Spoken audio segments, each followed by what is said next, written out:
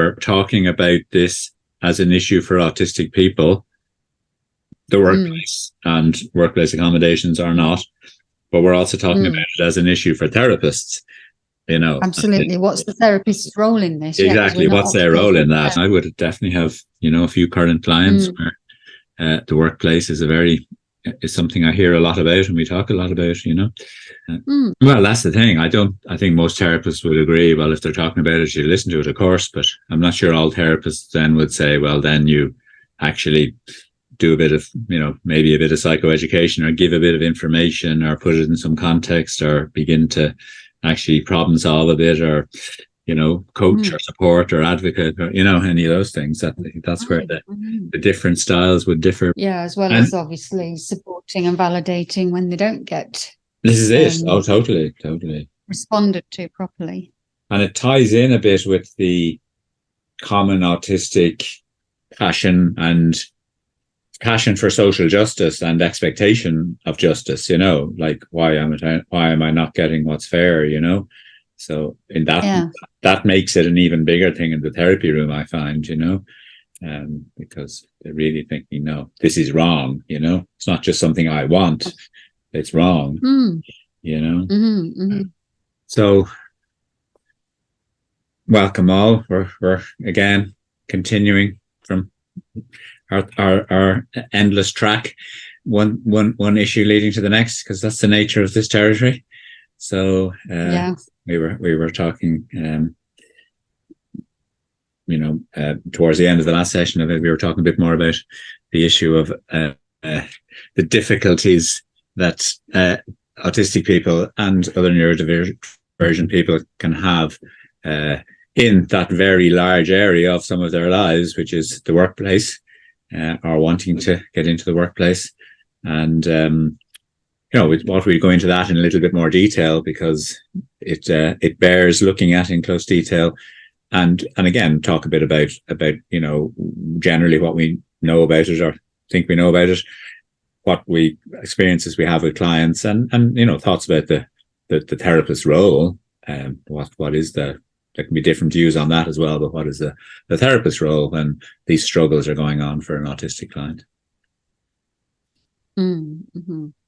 They are, aren't they? Because how often do you have a week seeing clients where you don't get anything that gets talked about the workplace? I don't think I can't remember one. No, it is. It's just such a big part, obviously, of lots of people's lives is their work, and so not only that, but I suppose if people, sometimes at least autistic people are lucky enough, and we were talking about this over the last few weeks, they're lucky enough sometimes to be getting pretty good accommodation of their difference in other parts of their lives. Now, they're not always lucky enough to be getting that, but sometimes, their friends have, learned and come to terms and made adjustments and take into account that they are autistic, and their family, or at least some of their family, or at least their closest family, have taken into account what they need to, the relevant responses. Is part of what we talked about in the last few weeks, that analogy that I use of, if you tell somebody that you have celiac disease, if they're a good friend, you hope they'll say, well, what does that mean? What do I need to do differently when I'm cooking for you? And hopefully some autistic people have in their lives friends and family who do that, who say, okay, right, we need to adjust. Fine, let's look at that. And some people are lucky enough to have that in work, but a lot more don't have it in work. So again, it gets talked about a lot for that reason, because it's the most difficult part of their double empathy problem. The most difficult part of that is often in their work. And yet wanting to be at the table and being invited to the table, and yet being disadvantaged is the issue, really, isn't it? So it's like you wouldn't invite somebody round to eat at your house, as you say, if they were saying that they've got celiac, and not be asking them that and expect them to sit at the table and eat in this whatever you serve them without any consideration for what their challenges are. I know. And so, that these things, of course, are covered in law. Let's get straight on to that, because neurological difference, in some ways, and I won't go into lots of detail, we aren't lawyers or anything like that, so please double check with legal advisors and people who do know the law and who legitimately can tell you these kinds of things. But neurological difference is a protected characteristic in the UK. Certainly autism definitely is, and I think ADHD, we're under the Equality Act of 2010. Then there's the Autism Act of 2009, which is about safeguarding autistics, whereas the Equality Act is like the foundation for claiming the reasonable adjustments, to give equality, equal access to be performing and operating within one's job role. And then there's the autism strategy, which is the guidance and how the Autism Act gets actually applied, usually for adults. I think it's relevant for adults in particular. And I know that not all of our listeners and viewers are from the UK, so I've just quickly looked at some other countries, the USA, Canada and Australia. And as I say, I'm not a specialist in this at all. But for the USA, there's the ADA, which is Americans with Disability Act. The Individuals with Disabilities Act, which is a federal law. And then in 2008, there was an amendment to the ADA Amendments Act. In Canada, there's at least the Ontario Human Rights Code. I don't know the actual piece of law. Well, I did know, but I've not written it down. And in Australia, the Disability Discrimination Act of 1992, which is their legal framework. And interestingly, all of those are saying the same thing, more or less.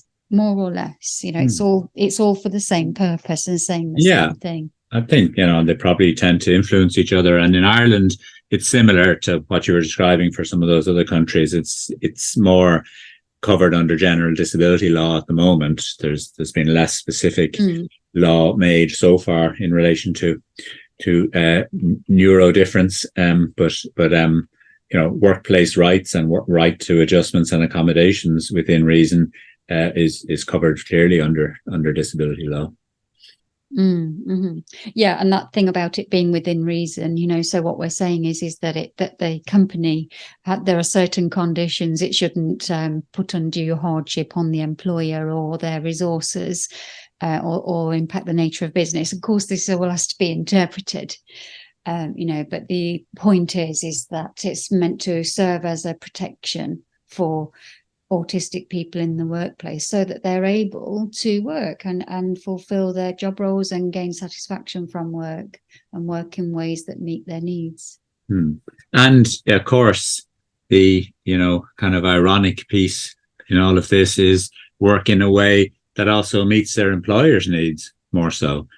Like, if you have an autistic employee and they're telling you that you can make an adjustment that will help them work more effectively and efficiently, well, then surely that's in everybody's interests. Now, of course, it turns out it isn't necessarily for the usual sort of reasons that, the aspects of society and mainstream society's thinking that doesn't make much sense to autistic people. In other words, we can't change it because it's always been done that way, or we can't change it because we can't change it for one person, which you can, of course, you can change it for one person, and all of that.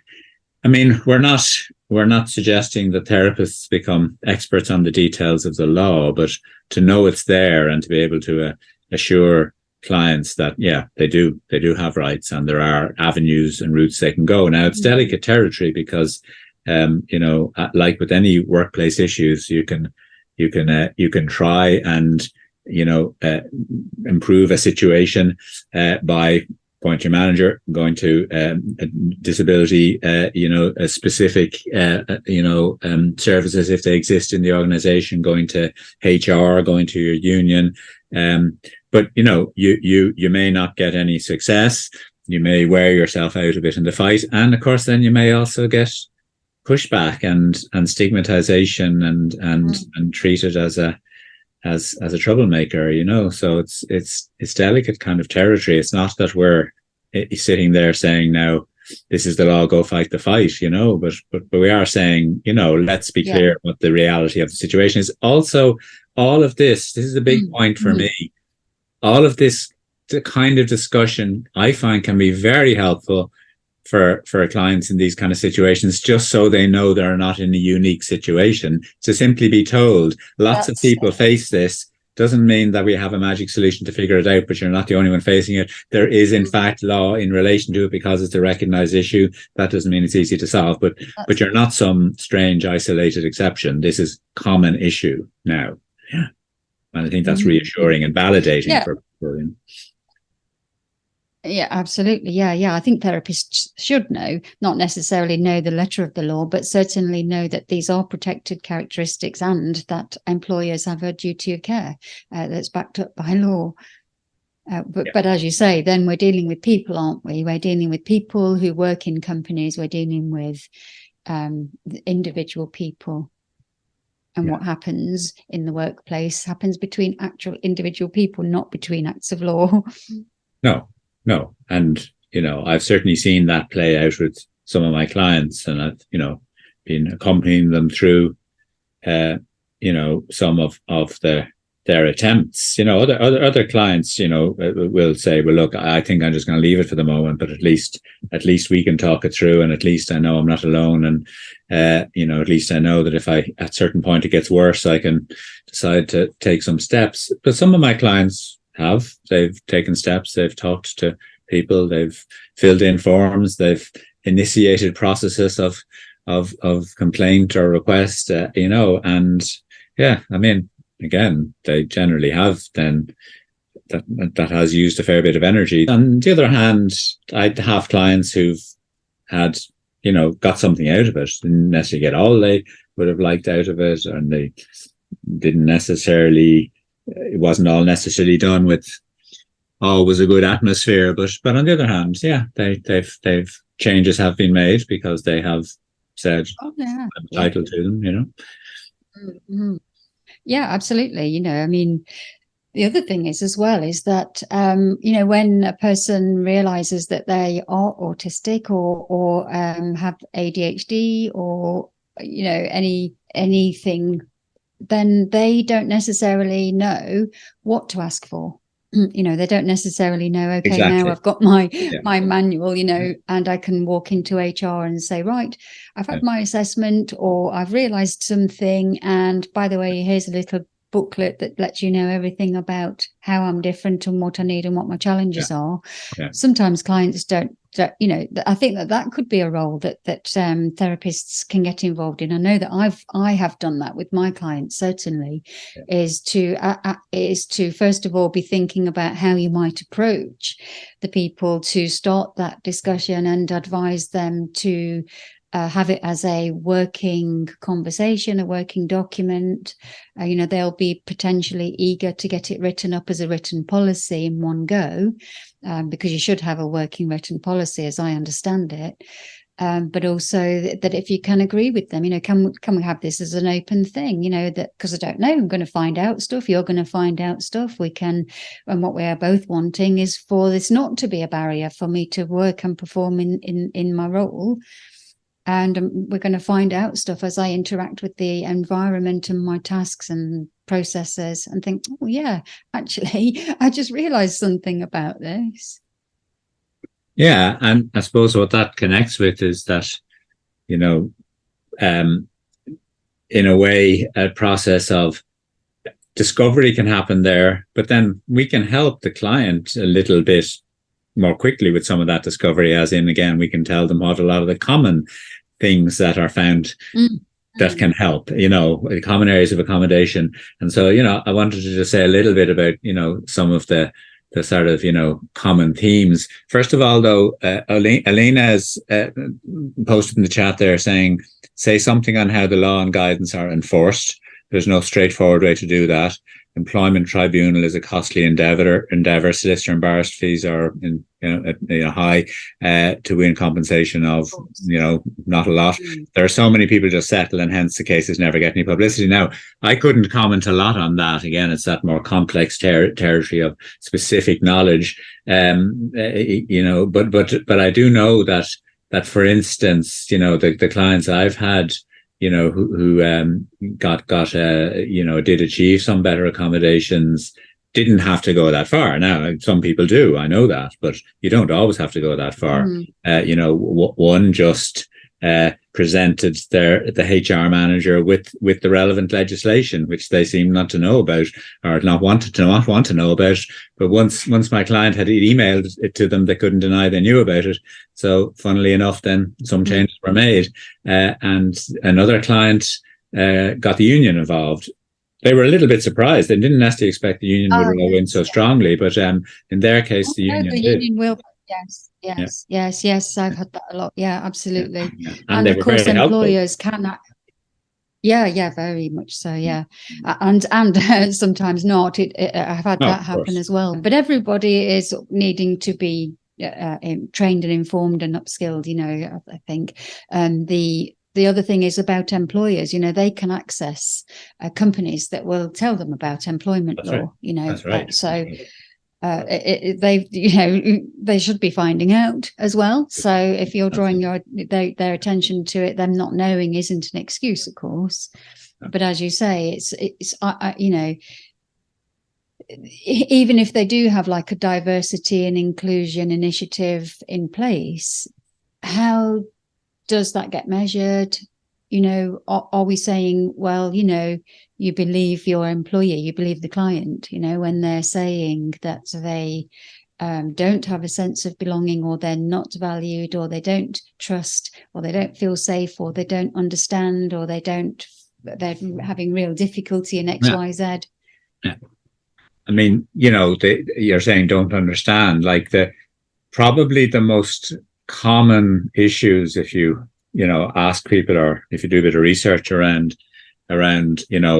difficulties for autistic people in workplaces. Now, obviously, it varies very individually, but the overall themes, first of all, one of the top ones is definitely communication. There's no doubt about that. It's ways of communication. So that means that the sort of accommodations that people are looking for is things like,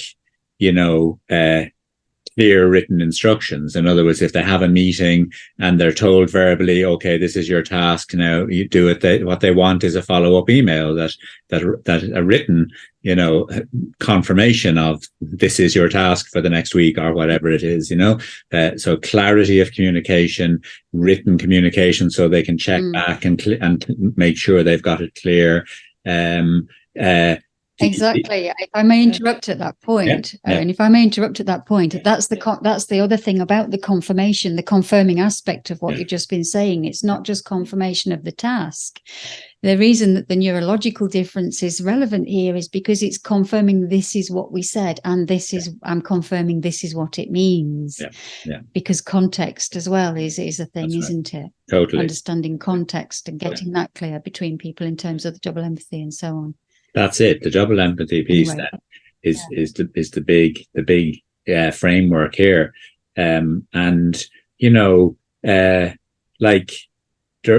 direct requests, not implications or expectations, without asking to be, not assuming you're going to know something or do something. The ability, the permission to ask lots of questions to make sure you've got it clear. And, those things partly depend on, company practice, but they partly depend on who you're dealing with.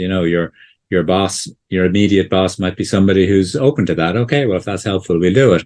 Or they might be somebody who doesn't like having things written down too much because they like a bit of leeway, or they hate being asked questions because they think that's challenging or something, So, a lot of it boils down to, as you said, to individuals as well.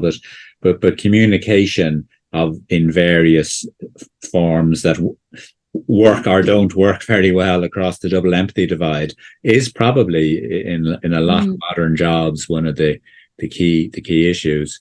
Oline is saying in the chat, communication, access to work, does job support and pay for a job aid, who might be a spokesperson for an autistic person. Yeah, that's a very interesting one, because sometimes, there is need to facilitate communication across that divide. Absolutely, yeah. The person can't do it on their own. You see, it's a lot to expect that you'll do your job while also fighting for the accommodations to do your job well. But that's just the way it is at the moment. We're in that transitional place, and hopefully it'll improve, So communication, huge one. There's lots more we could probably say about that, but I suppose, and we can look at a few other examples as well, but sensory issues, I think, is the other big one. Do you want to say a little bit about that? It's another very common piece of accommodation that people interesting. I mean, I'm not going to say anything obvious about it, but that doesn't spread at the moment. But what is interesting is that I had a client who worked in a place where they were hot desking, and the thought of not knowing where they were going to work each day, and that some places were going to be more cold or more hot, or in a traffic corridor, or all kinds of different things. And it wasn't that person said that they couldn't cope with those things. It was the unknown. It was having to brace themselves every day for that difference, and not knowing where I am. Not having a sense of continuity in a sensory sense. Yes, that's a big one. Yeah. And having to readjust every time, and adjustment does tend to take a bit longer for autistic people. And that's taking away from, applying oneself to the work, or to the working relationships, or all the things that are involved in you doing your job, or given the opportunity to do your job just as much as somebody who isn't neurodivergent. I mean, there's a good few things about modern workplaces that really are not good for autistic people. Some of those kind of practices, like hot desking, open plan offices, sort of the expectation that there are obligatory sort of ice-breaking sessions and networking things, not optional ones now, but obligatory ones, that people have to attend. But also the sensory environment again, sort of airless workplaces, fluorescent lights that are not only are a harsh light for a lot of autistic people, but which also make a noise that nobody else seems to hear. All sorts of things like that are, we find that in other walks of life, but if you're spending whatever, 6 or 7 hours a day, 8 hours a day in an environment like that for an autistic person, that's full-blown nightmare. From a sensory perspective sometimes. I mean, the chatter of people in an open plan office is very major nightmare for a lot of autistic people. They just cannot work in it.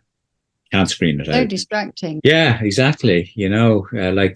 Just what works best for somebody. It is unfortunately what people run up against sometimes. It's like a bit like some of the pattern you get in school as well. It's like, what works best for an individual is somehow unwelcome, because people seem to feel it's wrong to do something different for one person, even though it's not causing a problem to anyone else. It's almost like an ideology that you somehow can't do something different for one person. But of course, this is the whole issue in the world of disability, isn't it? Between, equality and equity and equivalence and all these things. It's like, equality isn't everybody getting the same. It's everybody getting what they need. And that might be very, very, very different. Yeah. Yeah. I mean, wearing headphones or noise cancelling headphones or ear defenders or something like that. It'd be a very simple accommodation or allowance for a lot of autistic people, and yet their experience sometimes is they're told, well, you can't because it looks rude, it looks like you're keeping yourself to yourself. Well, yes, I am keeping myself to myself because I work best that way, but you're not supposed to do that. People seem to have a reaction against it. So yeah, this is stuff, as we can see from the conversation, this is stuff that is certainly very much part of both our practices, along with all the other aspects of our clients' lives. The workplace is just... So that's giving the message, isn't it, that we'll marginalise your needs for the good of everyone else's. Yeah. Well, yeah, but it isn't even necessarily for the good of everyone else's. I mean, is it really that big a deal if somebody wears headphones and isn't particularly sociable? Well, And do they don't need you to be in the conversation, but the other person may need to be out of the conversation. That's it. That's what it boils down to. I remembered another one, actually. I remembered something else. Receiving feedback. When someone says, oh, you're having a conversation, and they'll say, actually, can I just catch you? I just want to have a meeting with you tomorrow morning, or worse, Monday morning, and it's Friday afternoon when they tell you that. And, clients worrying, what's the meeting going to be about? Or all weekend worrying about why they've called this formal meeting, what's going to be said, how they're expected to act in that meeting, what's going to happen, how can I prepare myself when I don't know what it's going to be about. Yeah, that's definitely one I've come across a good bit as well. It's the I think, common enough need. It's not other people dislike that as well sometimes, but the common autistic need for clarity and communication and information and preparation and all of that. But also a lot of autistic people grow up. This isn't part of being autistic. It's just how a lot of autistic people grow up. They grow up a lot of the time feeling that they're in trouble. They've got things wrong. People are annoyed with them. And therefore the assumption is, this is something bad, and it may not be. And if it is, they'd like to know as soon as possible, So that I've certainly heard of a lot of weekends spoiled that way. All right. With the number of clients. Mm-hmm. I think the other bit, and that's a kind of a piece that is, formal because it's between maybe a, supervisor or a manager and an employee, but it's also personal, as in, it triggers a lot of emotions about, well, am I in good standing with this person, or are they annoyed with me, or have I got something wrong? I suppose the other bit that I'm left with as we come towards the end is just the general social settings in work. And this isn't necessarily to do with managers or formal procedures. This can often be a great difficulty for autistic clients, in the sense that there's just a general expectation that everybody goes for lunch together, for instance. So you're seen as very strange if you go off with your sandwich somewhere else and have a quiet lunch. And, that's not policy, and the manager might not care one way or another. It's more to do with the general peer group you're working with. And there's no point pretending that if you're that the bullying of autistic people at work is not common. I can't quote you any statistics or the current research. I haven't looked at it recently, but the reality is that autistic people everywhere get bullied at a higher rate than non-autistic people, because they're different, because that's always why people get bullied, So there is also that, apart from managers and policies, people can just get, the cold shoulder and laughed at and much more harshly bullied sometimes by colleagues, and that's a whole other piece that we end up trying to work with. Mm-hmm. Or feeling mocked or excluded. Totally. There's these tiny things that can make a person feel just awful and alone, and quite frightened or upset. In fact, actually thinking about it, another role for therapists is knowing where to look, isn't it? Yeah. So clients coming to therapy and they're talking about their lives, and they might be talking about, and you think, actually, come home from work and you literally could hardly stand up. You just had to literally just turn your mind off, turn everything off and go under the duvet. So should we be having a look at that? It might not be related to work. It might not be. It might be something else. But it could be that if it could be to do with things going on at work that potentially the autistic client might not have had an opportunity to explore. It might not be clear. Well, maybe we might use this as a suggested, as giving us a suggestion for the next topic, because I have a client who came to me because they had a number of burnouts in their life. They were sort of in their late 30s in various jobs, and they would have seen it as nervous breakdowns until they were diagnosed as autistic. And then we were able to name it as burnout. But the thing was, they didn't find their jobs, the actual work they did, terribly difficult. They found it challenging enough, but just in an interesting way. So what we could see then, once we looked back at it with the autistic framework, was that the burnout came from all the social stuff. And again, not necessarily managers. It's like the expectation that you're supposed to chat with everyone and go to lunch with everyone and go to the pub afterwards, and the office politics where you feel like, oh, I seem to be not in with those people anymore. Why not? Or am I wrong? Or, actually it was all that stuff that had him exhausted and ultimately burnt out. So maybe burnout, maybe autistic burnout might be a natural segue from this team. So, So that's the trailer for next week then. Yeah, that sounds great. Okay. Yeah. Any last thoughts? Or okay. From me, I don't know about okay. Our attendees. Oh, I do have a little last thought, as it happens. It's strange that you asked me that. We were just talking about that earlier, weren't we, about how mysterious the universe is in its ways, and that you've never asked me that before. And there is actually something this time that I would like to add as a little extra word. In that there'll be a download. There isn't today for you people who are here because I haven't done it yet. But by the time you hear this podcast or see us on YouTube, there'll be something on the internet, on our website, actually on the Vanguard neurodiversitytraining.com that you can download for workplace accommodations or for workplace issues, actually. It's workplace issues, exactly. And including possible accommodations, Great. Okay, well, look, we leave it there in that case, and let everybody go back to their jobs or wherever they're going back to. Yeah. Yeah, and we'll go back to ours. Exactly, yeah. All the best, all. Thank you, bye. Great, okay. Good. So burnout then next time? Yeah. I mean, obviously we can link that in a bit with school and workplaces, obviously, that we've already been talking about. But more generally, burnout and burnout recovery, if we get that far. That's always a good one, a big one. It is a big one, actually, because I think as well, there's a lot of myths around it, even amongst autistic people, actually. Definitely.